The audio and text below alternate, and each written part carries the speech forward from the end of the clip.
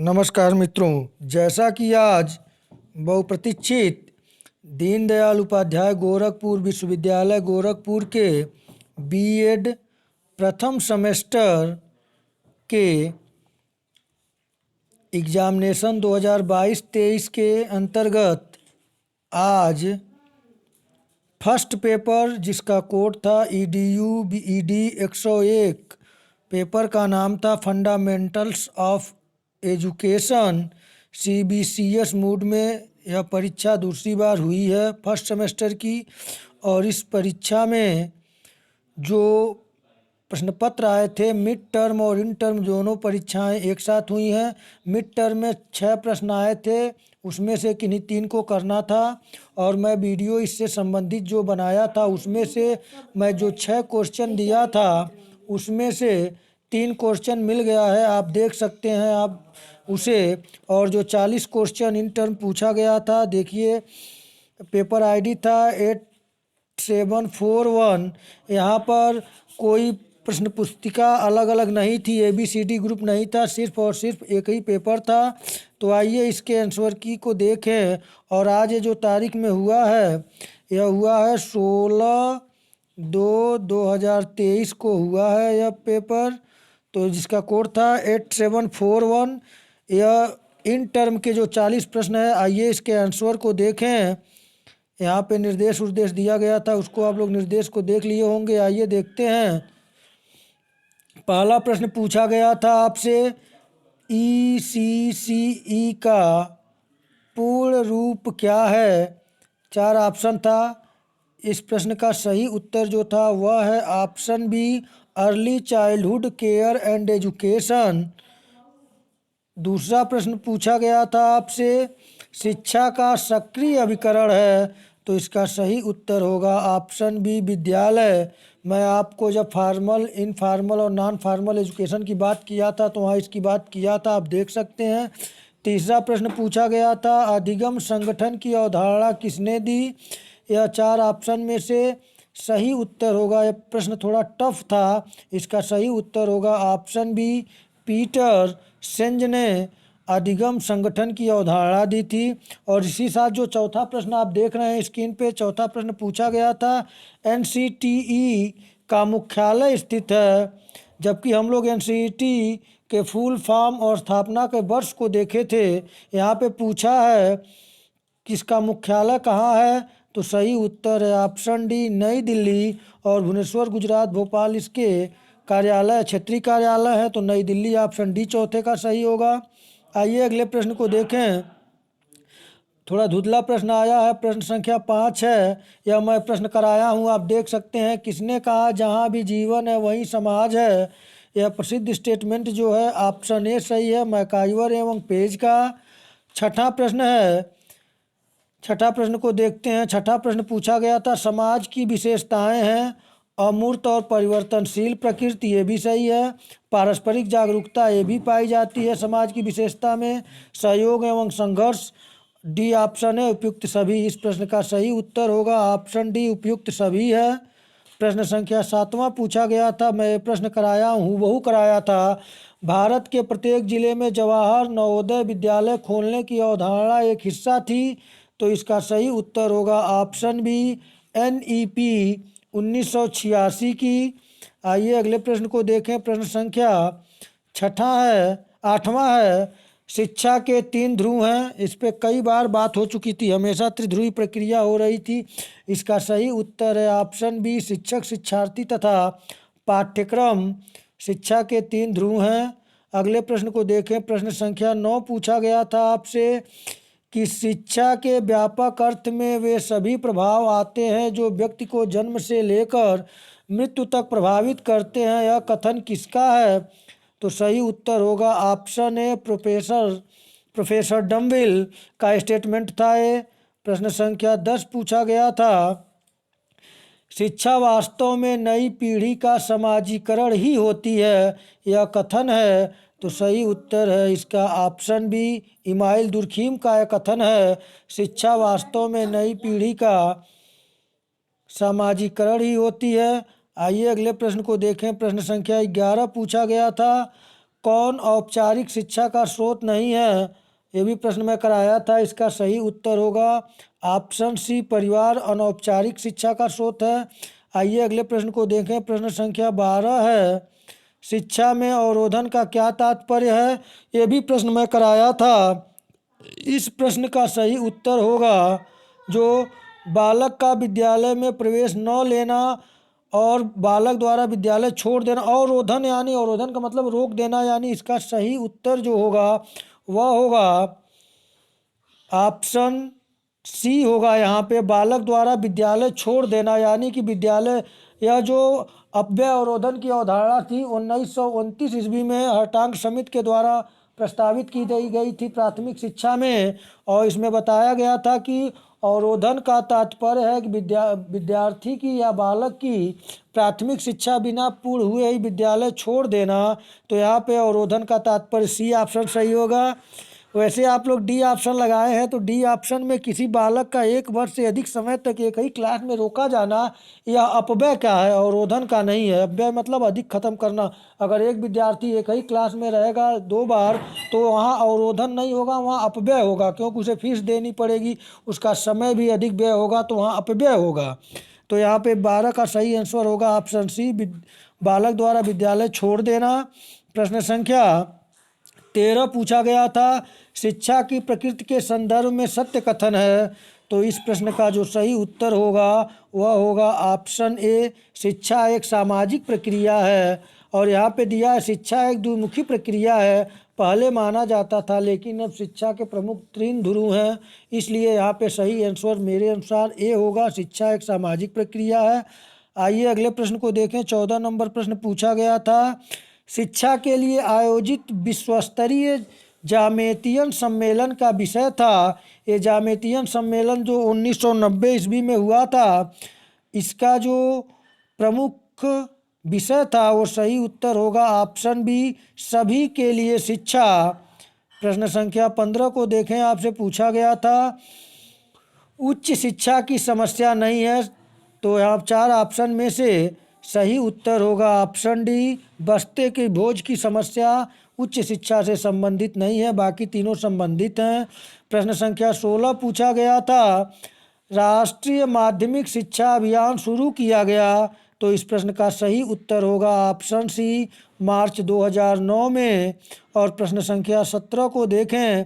पूछा गया था, व्यवसायिक मूल्य एवं नैतिकता के स्रोत है। तो यहाँ पे 4 ऑप्शन जो दिया गया था, इसका सही उत्तर अगर देखा जाए तो यहाँ धर्म में व्यवसायिक और नैतिक शिक्षा नहीं दी जाती है। एक नैतिक तो मान लीजिए, लेकिन व्यवसायिक तो नहीं है दी जाती है। तो यहाँ पे जो सही उत्तर होगा वह होगा ऑप्शन ए, परिवार तथा विद्यालय। ये जैसे परिवार में जो मतलब परिवार के व्यवसायिक कार्य हैं, जो व्यवसाय में है, वहाँ अगर बच्चा है तो उस प्रकार के माहौल है तो व्यवसायिक मूल्य हो सकते हैं। और यहाँ पे नैतिकता के स्रोत विद्यालय भी हो सकते हैं, परिवार, यानी जो सही है यहाँ पे ए ऑप्शन है। बहुत से लोग डी ऑप्शन पे जिक्र कर रहे थे, लेकिन यह धर्म को लेकर थोड़ा सा हमें मतलब डाउट हो रहा है, इसलिए मैं ए के साथ जाऊँगा। 17 नंबर का दे आपके अनुसार क्या होगा, आप कमेंट में आप दीजिएगा इसे, लेकिन मैं ए के साथ जाऊंगा। व्यवसायिक मूल्य और नैतिकता के स्रोत हैं विद्यालय तथा परिवार तथा विद्यालय। प्रश्न संख्या 18 पूछा गया था, केवल पुस्तकीय ज्ञान पर्याप्त नहीं है, हमें उस शिक्षा की आवश्यकता है जिसके द्वारा व्यक्ति अपने पैरों पर खड़ा हो सके। यह कथन किसका है? तो ये भी प्रश्न थोड़ा घुमा के पूछा है। ये स्टेटमेंट जो है सही उत्तर ऑप्शन सी है, स्वामी विवेकानंद।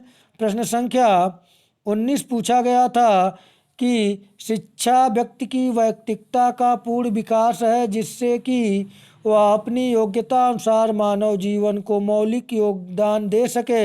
यह परिभाषा किसकी है? तो यह परिभाषा ऑप्शन डी है कि टीपी नन महोदय की है। हम लोग वैयक्तिक शिक्षा के वैयक्तिक उद्देश्य के प्रवर्तक के रूप में टीपी नन को पढ़े थे। तो आप सही आंसर किए होंगे, ऑप्शन डी सही है 19 का।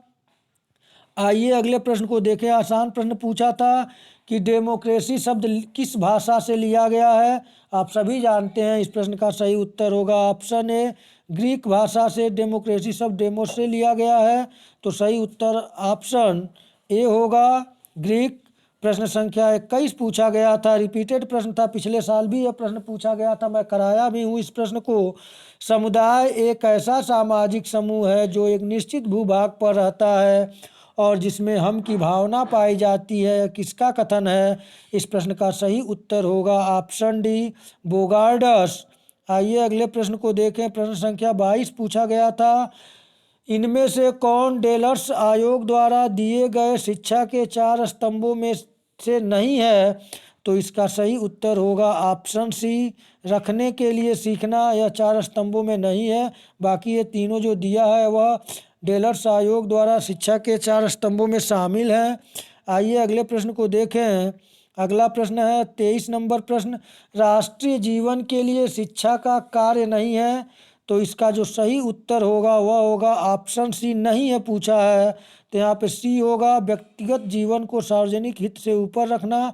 तो ये आपसे यह शिक्षा के राष्ट्रीय जीवन से संबंधित कार्य नहीं है, तो ऑप्शन सी सही होगा यहाँ पे। प्रश्न संख्या 24 पूछा गया था, बहुत ही आसान प्रश्न था, नीति शाखा है तो ethics is a branch of, या इंग्लिश से क्लियर हो रहा, सही उत्तर होगा ऑप्शन ए, फिलॉसफी से यानी दर्शन शास्त्र से। प्रश्न संख्या 25 पूछा गया था, मानव जीवन के लिए शिक्षा का कार्य है, तो इसका सही उत्तर होगा ऑप्शन डी, उपर्युक्त सभी। आत्मनिर्भरता, आवश्यकता की पूर्ति, व्यक्तित्व का विकास, सही उत्तर होगा ऑप्शन डी। आइए अगले प्रश्न को देखें। प्रश्न संख्या 26 आपसे पूछा गया था कि निम्नलिखित में से किसने सर्वप्रथम भारत में प्राथमिक शिक्षा स्तर पर अपव्यय एवं अवरोधन की ओर ध्यान आकर्षित किया? 4 ऑप्शन आपके सम्मुख है, मैं बता ही चुका हूँ पहले जो अवरोधन को समझा रहा था। इसका सही उत्तर होगा ऑप्शन सी, हरटांग समिति, जो 1929 में आई थी। आइए अगले प्रश्न को देखें। प्रश्न संख्या 27 पूछा गया था, भारत में पहला मुक्त विश्वविद्यालय की बात बहुत लोग समझ रहे थे, यहाँ पे देखिए क्या पूछा है, भारत में पहला मुक्त विद्यालय कब स्थापित किया गया था? तो इसका सही उत्तर होगा ऑप्शन ए, 1969 में भारत में पहला मुक्त विद्यालय स्थापित किया गया था। यहाँ पे मुक्त विश्वविद्यालय की बात हो रही थी, सन क्लियर जो था इसका, आप लोग कमेंट कर रहे थे, बता रहे थे सर मुक्त विश्वविद्यालय कब खोला गया, ऐसा नहीं है, मुक्त विद्यालय की बात कर रहा है, ओपन स्कूल की बात कर रहा है। इस प्रश्न का सही उत्तर होगा ऑप्शन ए, 1969 में। प्रश्न संख्या 28 पूछा गया था, शिक्षा का शाब्दिक अर्थ है, तो आप सभी जानते हैं, प्रश्न कराया भी गया था, सही उत्तर है ऑप्शन डी, बालक के अंतर्निहित शक्तियों का सर्वांगीण विकास करना। आइए अगले प्रश्न को देखें। प्रश्न संख्या 29 पूछा गया था, ये भी कराया गया प्रश्न था, औपचारिक शिक्षा का अर्थ है, तो आप जानते ही हैं, सही उत्तर होगा ऑप्शन बी, विद्यालयों, महाविद्यालयों और विश्वविद्यालयों आदि में दी जाने वाली शिक्षा औपचारिक यानी कि फॉर्मल एजुकेशन के अंतर्गत आता है। आइए अगले प्रश्न को देखें। ये भी प्रश्न कराया गया था, आप आसानी से कर लिए होंगे, शिक्षा का प्रमुख कार्य क्या है? तो इसका सही उत्तर होगा ऑप्शन डी, बालक के सर्वांगीण विकास में उसकी सहायता करना। प्रश्न संख्या 31 पूछा गया था, विद्यालय एक बड़े समुदाय में एक छोटा समुदाय है, यह कथन किसका है? तो इस प्रश्न का अभी तक आंसर सही नहीं मिला है। अगर मैं तुक्का पे जाऊं ऑप्शन के साथ, तो सही उत्तर में जाऊंगा ऑप्शन सी, कोठारी कमीशन का। और यदि आपको पता हो तो आप कमेंट के माध्यम से कमेंट बॉक्स में अपना आंसर दें।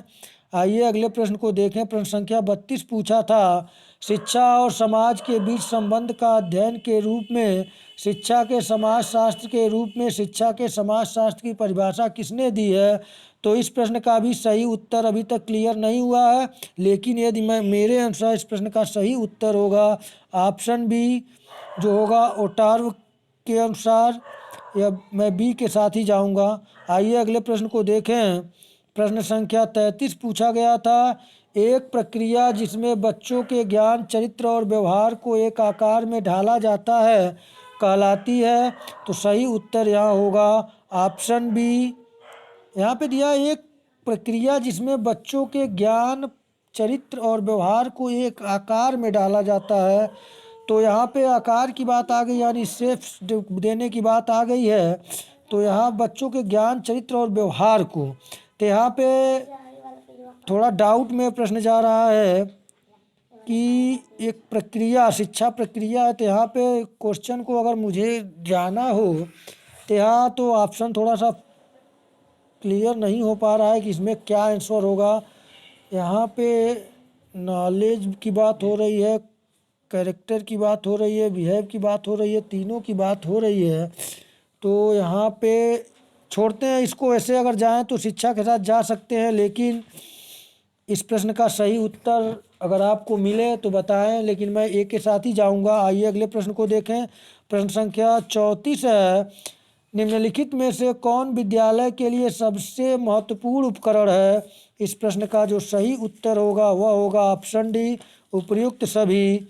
आइए अगले प्रश्न को देखें। प्रश्न संख्या 35 है, सर्व शिक्षा अभियान कब शुरू किया गया था। तो इस प्रश्न का सही उत्तर होगा ऑप्शन बी, 2001।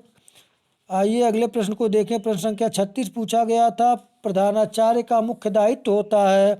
तो इस प्रश्न का सही उत्तर है यहाँ पे कार्यक्रम को व्यवस्थित और प्रशासनिक तरीके से प्रशस्ति, यहाँ पे बी ऑप्शन सही होगा। आइए अगले प्रश्न को देखें। प्रश्न संख्या 37 है, अनौपचारिक शिक्षा है। तो इसका सही उत्तर होगा ऑप्शन सी, अनौपचारिक शिक्षा जीवन पर्यंत चलने वाली प्रक्रिया के अंतर्गत आता है। ये भी प्रश्न कराया गया था। प्रश्न संख्या 38 को देखें, पूछा गया था शिक्षा पूर्व नियोजित नहीं है। तो इस प्रश्न का जो सही उत्तर होगा वह होगा ऑप्शन ए, अनौपचारिक शिक्षा। प्रश्न संख्या 39 कराया गया था, वो भी 38 भी कराया ही गया था। 39 नंबर प्रश्न है, शिक्षा ज़्यादातर पत्राचार द्वारा प्रदान की जाती है। इस प्रश्न का सही उत्तर होगा ऑप्शन डी, निरौपचारिक शिक्षा। और अंतिम प्रश्न आज पूछा गया था, प्रश्न संख्या 40 जो पूछा गया था आपसे, वह पूछा गया था अनौपचारिक शिक्षा का सबसे महत्वपूर्ण तत्व है। तो यहाँ पे देखिए अध्यापक भी है, विद्यालय भी है, विद्यालय, अध्यापक और छात्र तीनों अनौपचारिक का नहीं औपचारिक से संबंधित हैं। तो इसका सही उत्तर होगा ऑप्शन सी, मीडिया। तो इस प्रकार मित्रों यदि आप देखें तो जो मैं प्रश्न कराया था उसमें से 2-3 प्रश्न के जो परिभाषाएं थे हूबहू मिली थी, और कॉमन सेंस के प्रश्न आए थे, निरौपचारिक, अनौपचारिक और अनौपचारिक से जो प्रश्न बने थे, इससे भी प्रश्न पर्याप्त बने हैं। आपका पेपर अच्छा हुआ होगा। अब आप लोग अपने अगले जो पेपर है उसकी तैयारी करें और इत्मीनान से अपना आंसर की मिलाइएगा। और मित्रों आप अच्छे अंकों से पास हों, अपने पेपर को, अन्य पेपरों को खूब अच्छी तरीके से तैयार करें, इसी शुभकामनाओं के साथ आज इतना ही। यदि आप चैनल पर नए हैं तो चैनल को लाइक, शेयर और सब्सक्राइब करें। धन्यवाद।